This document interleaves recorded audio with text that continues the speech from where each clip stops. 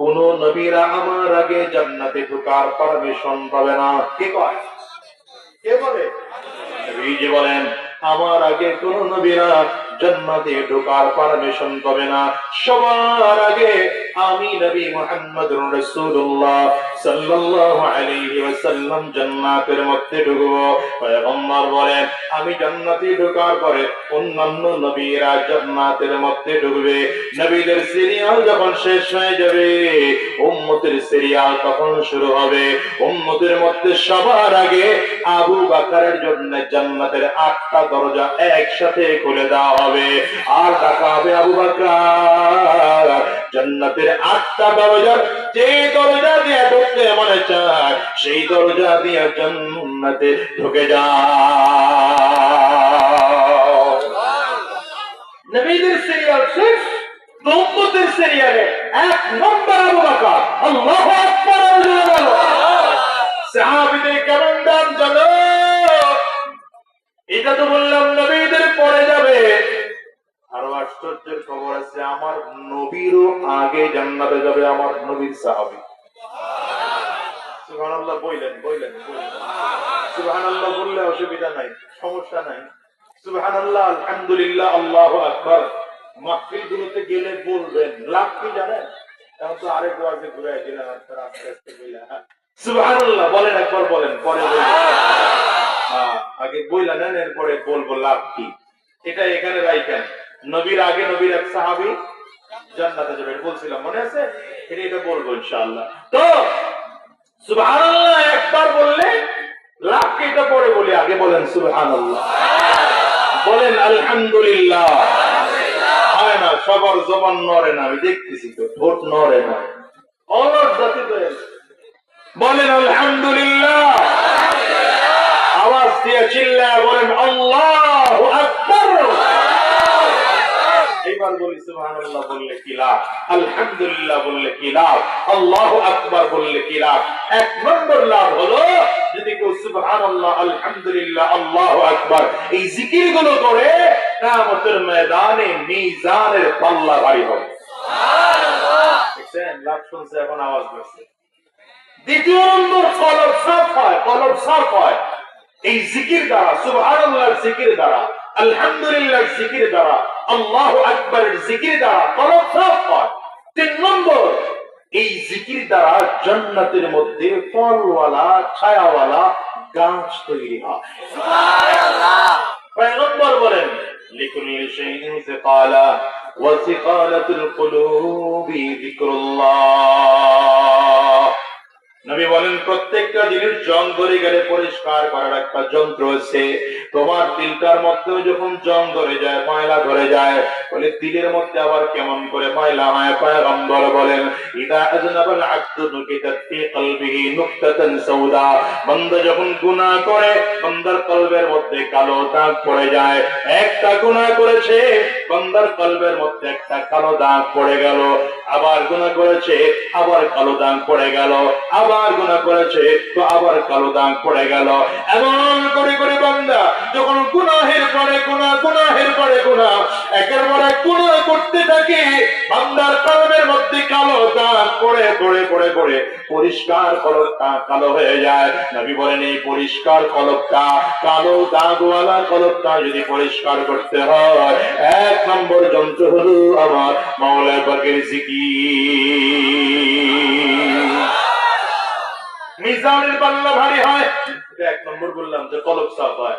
2 নম্বর মিজানের পাল্লা ভারী হয়, কারণ পয়গম্বর বলেন সুবহানাল্লাহি তামলাউল মিজান ওয়ালহামদুলিল্লাহি তামলাআন, এই তামলাউ মা বাইনাস সামাওয়াতি ওয়াল আরদ। পয়গম্বর বলেন একবার যদি কেউ সুবহানাল্লাহ দিল থেকে বলে মিজানের পাল্লা ভরে যায়। সুবহানাল্লাহ। হইল না, এটা হইল না। নবী বলেন একবার যদি কেউ সুবহানাল্লাহ বলে মিজানের পুরো পাল্লাটা ভরে যায়। এটা মিজানের পাল্লা ভরে যায়। এবার আরেকবার সুবহানাল্লাহ বলবেন, টাইট করে বল, রেডি হয় বসেন। নবী বলেন কেউ যদি একবার আলহামদুলিল্লাহ বলে, একবার যদি কেউ আলহামদুলিল্লাহ বলে আসমান ও জমিনের মাঝে, 7 আসমান 7 জমিনের মাঝে যত ফাঁকা জায়গা আছে সবগুলো নেকি দ্বারা ভরে যায়। অনেকে মনে মনে চিন্তা করেন এত নেক দিয়ে কি করবো? আরে মিয়া, টাকা চিনলেন খালি টাকা, কথা বলে না? 500 কোটি টাকার মালিক হওয়ার পরও বলে না এত টাকা দিয়ে কি করবো? কথা বলেন না কেন? 1000 কোটি টাকার মালিক হওয়ার পরও বলে না এত টাকা দিয়ে কি করবো? নেকের প্রশ্ন আসলে বলে হুজুর জান্নাতে এমনি যামনে এটার জন্য। এদেশ থেকে টাকা পাচার করতে করতে করতে করতে কি পরিমাণ টাকা পাচার করেছে এই 17 বছরে? 28 লক্ষ কোটি টাকা পাচার করেছে।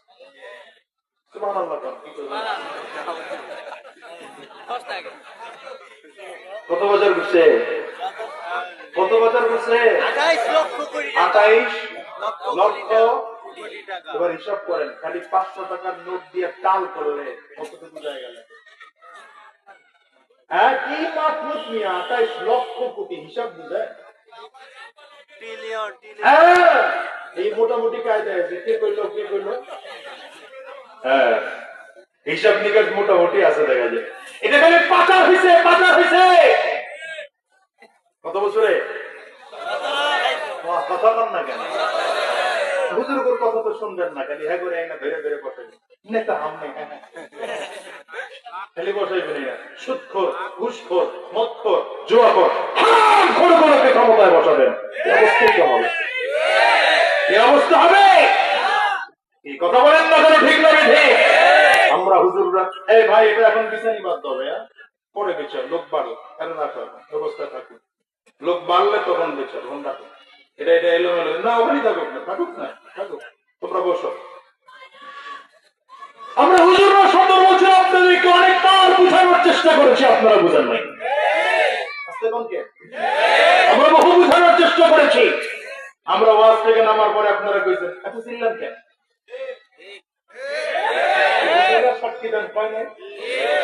ওই রাস্তায় আসার পরে ওসি সাহেব থানার ফোন দিয়ে বলছে হুজুর মাহফিল পর্যন্ত আসছেন এটা ঠিক আছে, ভিতরে ঢোকা জায়েজ নাই। জায়েজ নাই ফতোয়াটা উনি দেয় নাই, কিন্তু ভাব সবটা ওনার এই কায়দার। কি কথা বলবো? ওয়াজ মাহফিলের কথা বলবো, কোরআন সুন্নাহর কথা বলবো, এটা হারাম। তোরই বাধা দেওয়ার কে? প্রশাসন বাধা দেওয়ার কে? নেতা বাধা দেওয়ার কে? এই জন্য আমি ঘোষণা দিয়েছি ওয়াজ মাহফিলে, আজকের ইমাম উলামা ঐক্য পরিষদের মাহফিলে বলে যাই, এই বাংলার জমিনে উলামায়ে কেরামদের বয়ান চলবে, কোরআন সুন্নাহর বয়ান চলবে, জুমার দিনে খতিবদের বয়ান চলবে। যদি কেউ বাধা দিতে আসে হাত ভেঙে বলা হবে।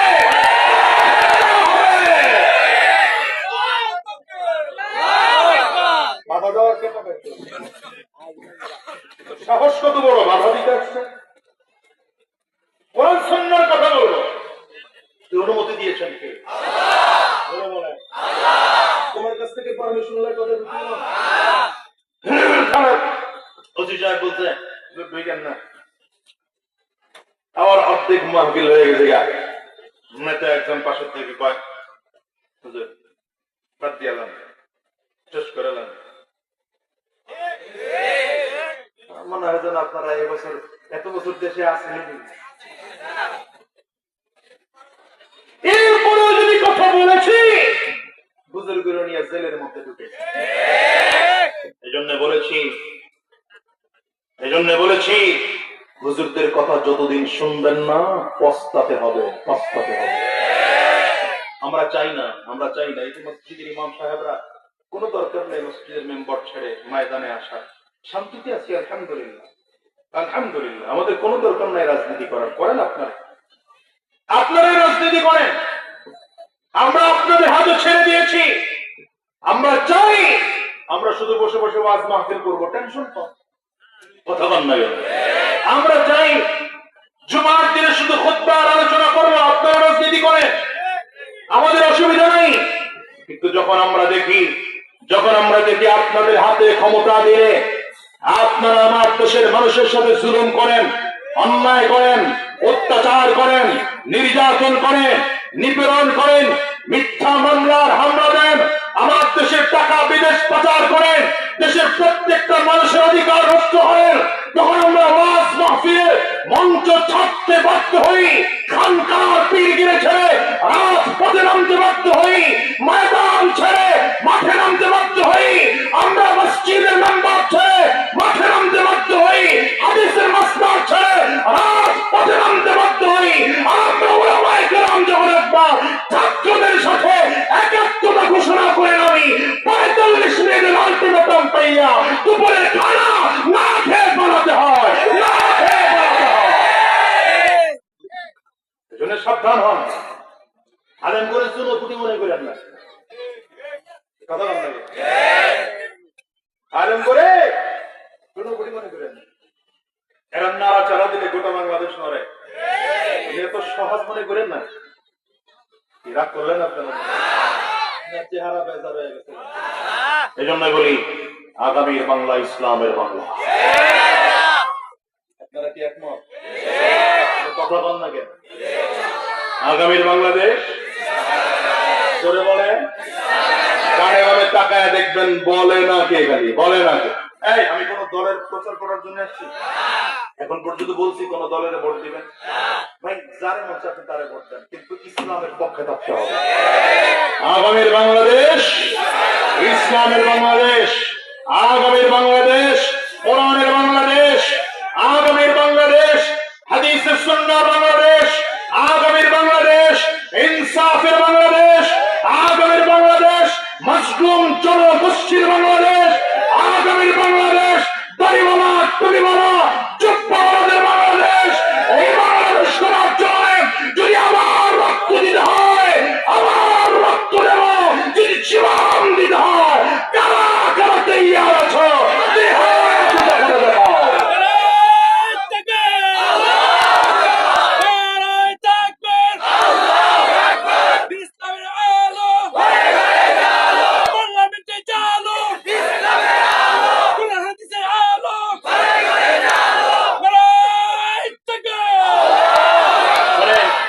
এই কথাগুলো শোনার পরে আগামীকাল হুজুর করে আবার করবে, হুজুর মাহফিল দিয়ে রাজনীতি করেন।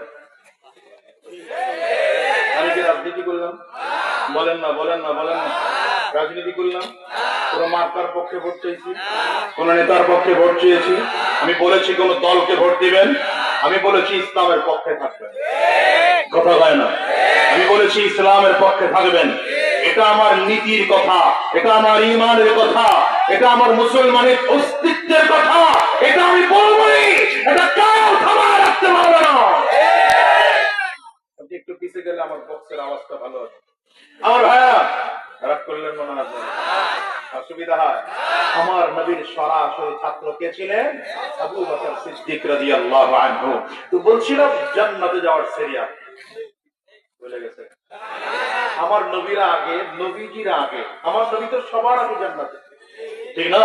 আমার নবী তো সবার আগে জান্নাতে, কিন্তু তোমার নবীর একজন সাহাবী আছেন যিনি আমার নবীরও আগে জান্নাতে। আরো জোরে বলা যায় না? কে তিনি? কে তিনি? না না না না না না, নাম হয় নাই। পারবেন? পারবেন না, পারেন নাই, পরীক্ষায়। হযরত বিলাল বলছে, কে কে বলেন? মানুষটা কালো, মানুষটা কালো, নিজে গোলাম। এই খেয়াল করে, জান্নাতে যাওয়ার জন্য বড় বুজুর্গ হওয়া লাগে, আমার মতো বড় আলেম হওয়া লাগে না। আল্লাহর কাছে এই পুরো বড় দেশের মধ্যে দামি কি আল্লাহ জানেন, কথা বলেন না? হযরত বিলাল কেমন মানুষ ছিলেন? কালো মানুষ, চেহারার মধ্যে অতটা আকর্ষণ ছিল না, ঠোঁট দুইটা মোটা ছিল, নিজে ছিলেন গোলাম, তার বাবা গোলাম, হযরত বিলালের দাদাও গোলাম, টাকা পয়সার দিক থেকে একেবারে নিঃস্ব। আমার নবী মেরাজ শেষ করে এসে হযরত বিলালকে ডেকে বলে, এই বিলাল, কি আমল করো তুমি স্পেশাল, বলো তো। হুজুর স্পেশাল কি আমল আর করবো হুজুর, নবীজির কাছে স্পেশাল কি কথা বলবে? হুজুর একটা আমল আমি করি, আপনার বলে দেওয়া আমল। আপনি তো বলেছেন যখন ওযু করবা 2 রাকাত নামাজ আদায় করবা, মানে এটাকে তাহিয়াতুল ওযু বলা হয়, আপনাদেরকেও শিখিয়ে দিয়ে গেলাম, এটা করবেন। পয়গম্বর বলেন, বিলাল জানো কেন জিজ্ঞাসা করলাম? আমাকে যখন জান্নাত জিবরিল দেখাচ্ছিলেন ধরে ধরে, আমি দেখছিলাম আমার আগে কে যেন হাঁটতেছে, খরমের আওয়াজ পাওয়া যায়। আমি আমার জিবরিলকে জিজ্ঞাসা করলাম, কে হাঁটে? বলে আপনার সাহাবী বিলাল হাঁটতেছে। আরো জোরে বলা যায় না? এই যে আমার নবীকে মেরাজে যাওয়ার সময় নবীজির আগে আগে হযরত বিলাল হাঁটতেছেন, দেখাইলেন কেন? পয়গম্বর এখন ডেকে বলেন, বিলাল। ওই যে আমার নবী বললেন আমাকে ডাকা হবে জান্নাতের গেট খুলে দেওয়ার জন্য। পয়গম্বর বলেন, আমি আমার হাতের চাবিটা দিয়ে যখন জান্নাতের গেটটা খুলে দেব, কেউ তো আমার আগে জান্নাতে যাওয়ার পারমিশন পাবে না। তবে আমি নবী যেই সাওয়ারিতে আরোহণ করে জান্নাতের মধ্যে ঢুকবো, সেই সাওয়ারির লাগাম ধরে ধরে ধরে তুমি বিলাল আমার আগে জান্নাতে যাবে। আরো জোরে চিল্লায়ে বলুন আল্লাহু আকবার। নবী করে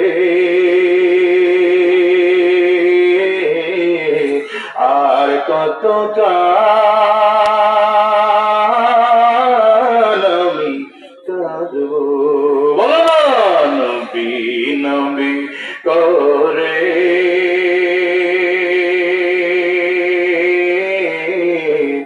আর কত কাল আমি কাঁদব। আপন নয়নে কবে জানি, আপন নয়নে কবে জানি প্রিয় নবীকে আমি দেখব। নবী নবী করে আর কত কাল আমি কাঁদব। কষ্ট হয়? বলেন, নবী নবী করে আর কত কাল আমি এই কান্দনে কবে জানি হবে সমাধি।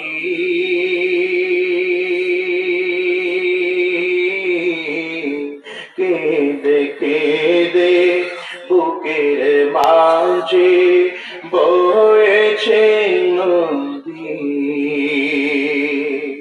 এই কান্দনে কবে জানি হবে সমাধি।